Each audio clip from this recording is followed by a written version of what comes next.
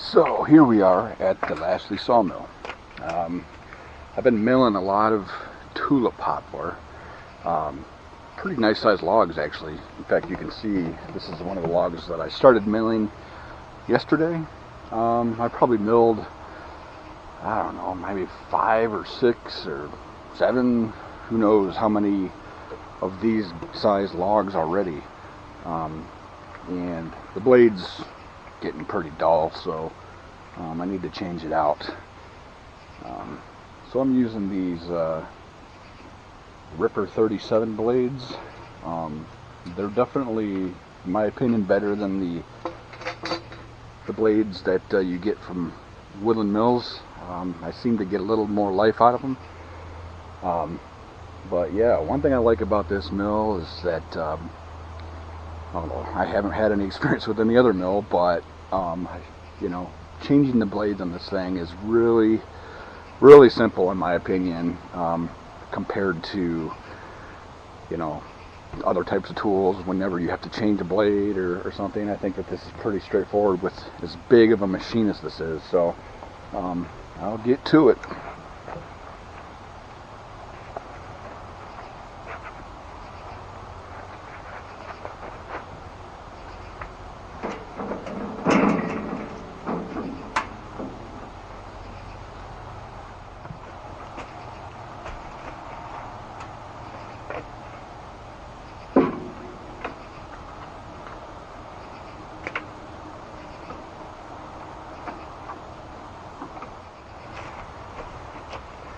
So the first thing I had to do here was just loosen up the tension on the blade, and I'll raise this up a little bit.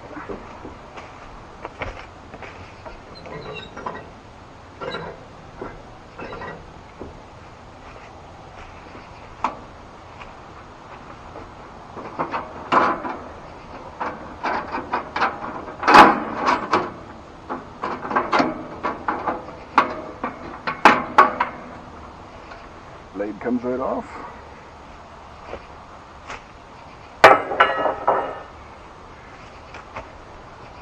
Now the worst thing about this is I hate it always makes me a little nervous trying to,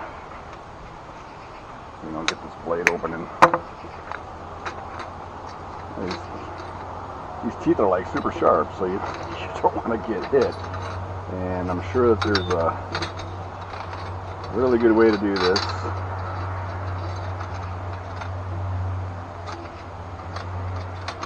But I'm super paranoid.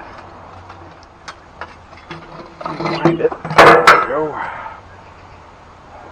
I'm sure I made it look a lot more difficult than it really is. I actually really haven't had to change too many blades yet.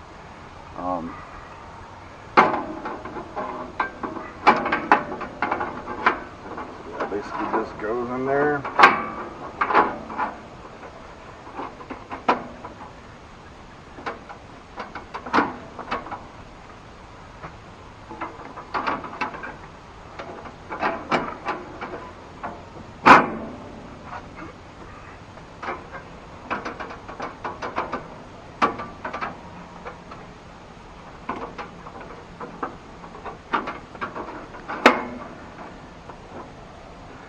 Yeah, it goes in there. Oops, popped off over here.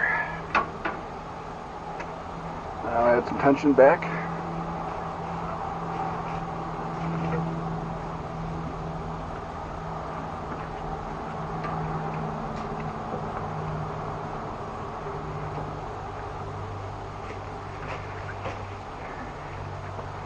Turn the wheel a little bit, make sure it's on there.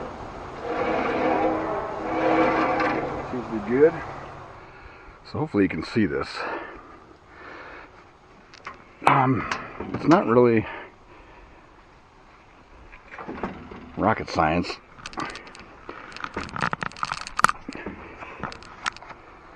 So as you can see, there's that label on here, and it pretty much shows you the proper tension. I basically just make sure that is in there. I mean, that's about where I usually have it. It's just, I get it nice and tight, I don't over tighten it. I don't need to use a torque wrench or anything. I just check this thing out, make sure it's still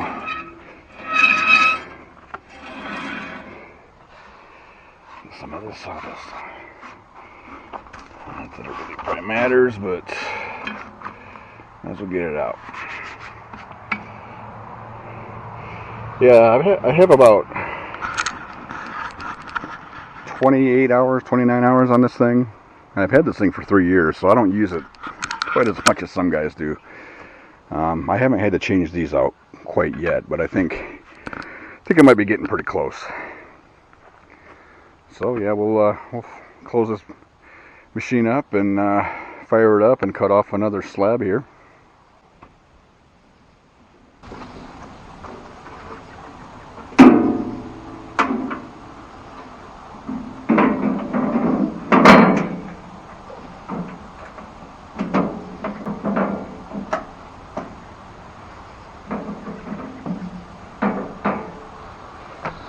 So there are supposed to be some of these things down below.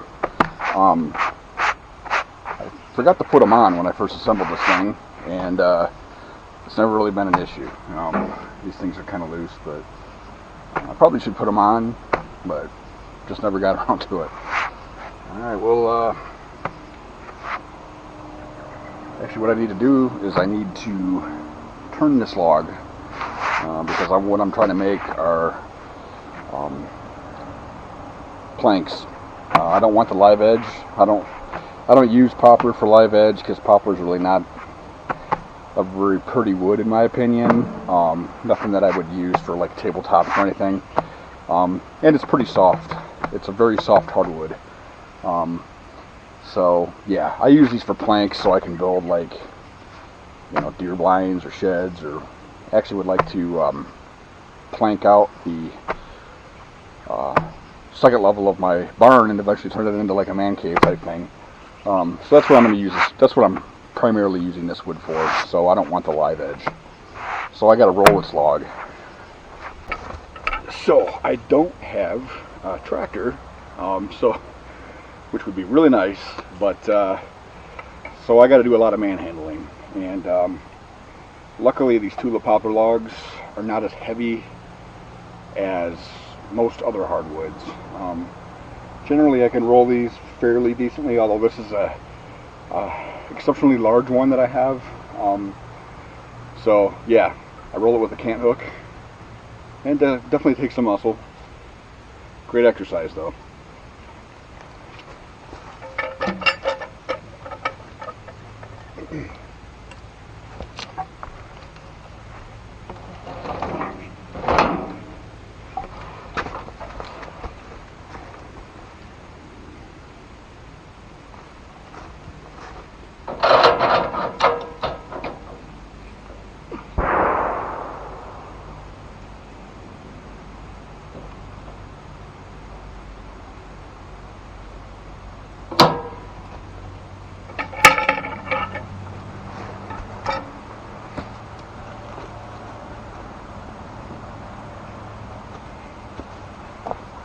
Perfect, straight on over there. So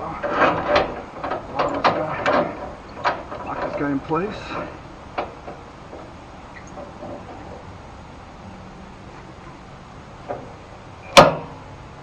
All right.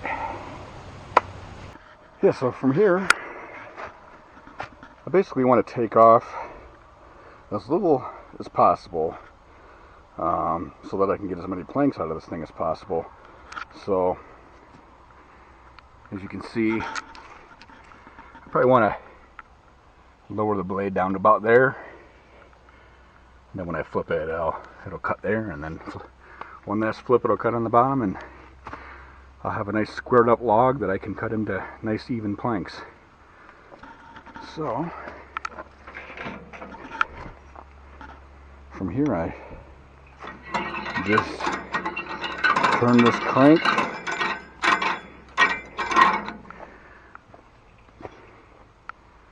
Yeah, that gets me about to where I want to be. And then these cutoffs here, you know, I'll cut this thing off, and I'll actually reuse that for something. as you can see, I actually built my foundation, whatever you want to call it, with cutoffs from logs. But you know, I'll come up with some use for it, and if I don't, then it always makes great firewood for maple sugaring. So let's get this thing fired up.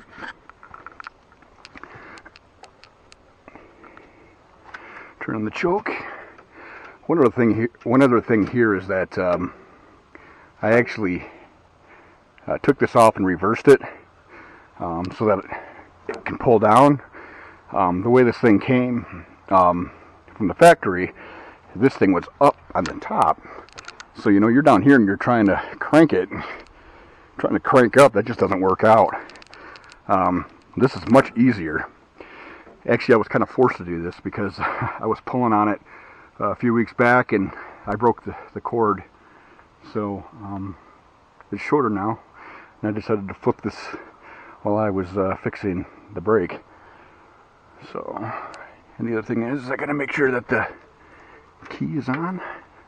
This is can actually have a electric start, which I never bothered to hook up. I just didn't feel like spending $100 on a battery or whatever it would cost. I figured if cranking it manually was too difficult, then I'd get a battery, but it usually starts right up for me.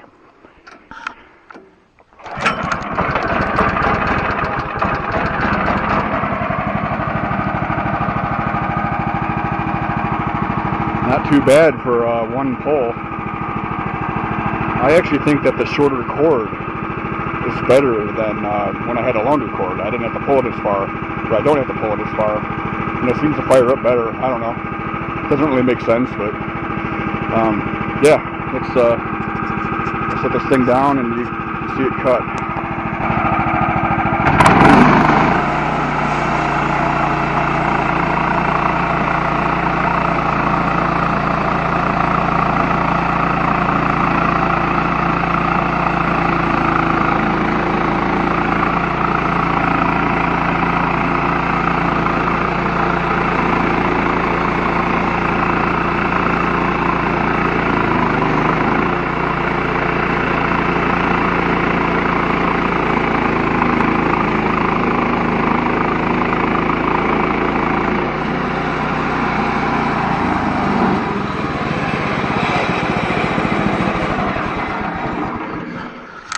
So yeah, these tulip poplars are probably one of my favorite trees to mill. I mean, the sawmill cuts through it like butter, especially with the new blade, obviously. If I was cutting shagbark hickory or, you know, sugar maple, it would I would have only gone a fraction of that speed. But yeah, let's get this log off, or this slab off, and flip the log.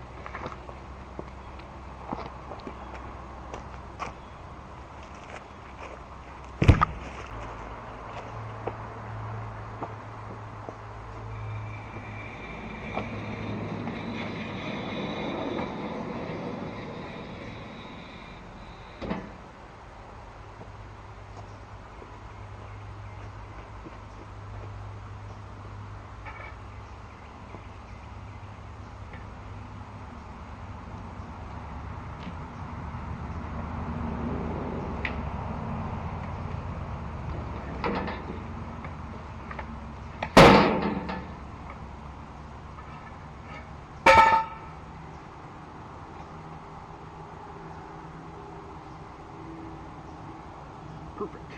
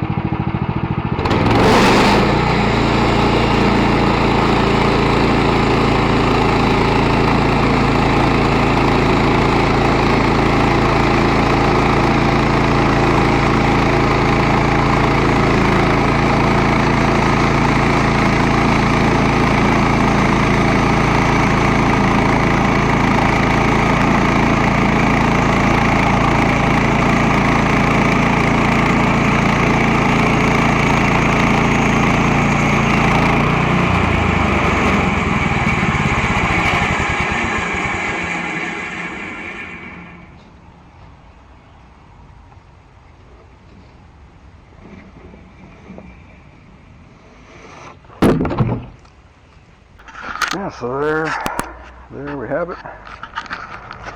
Squared up log that I can now cut into nice slabs.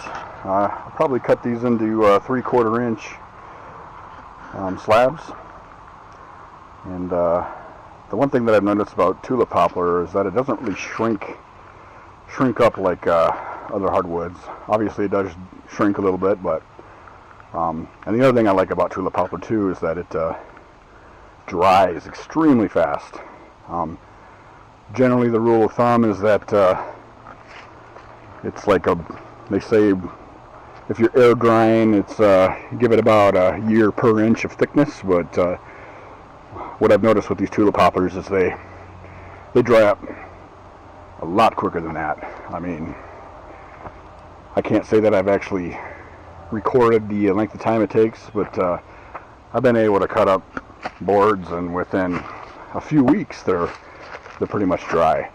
You know, when they're less than an inch thick, just air drying. So yeah, so that's basically the gist of it. Trimming up a log so that I can make some nice panel cuts. Yeah, one other thing to note, I had mentioned earlier that I find a use for these. You know, a lot of guys will just pile them up and light them on fire, or you know, sell them as firewood. People that can buy the slabs and use them as firewood. But usually what I do is once I get the log all cut up and off the mill, then I'll put these back on the mill and square them up a little bit. Usually I can get some salvageable wood out of it. And the other thing that I like to do is just peel the bark off. And like I said, you know, with my little foundation here, those are actually Tulip Poplar logs that were, you know, once these cuts that I squared up, was able to use as my foundation. I actually just built this past week, and I do need to treat it. I'm probably going to scorch the wood to help, you know, prevent decay and all that.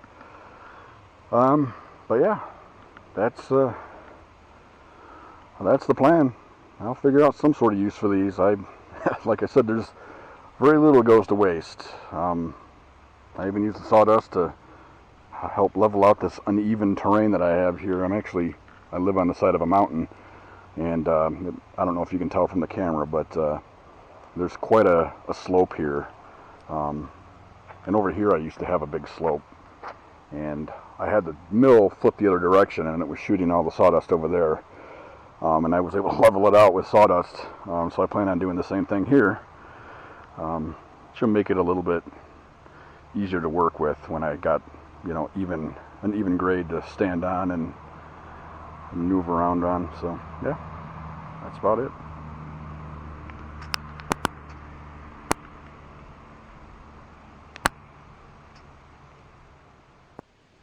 So the Woodland Mills Sawmill, I got that about, this is my third season with it, and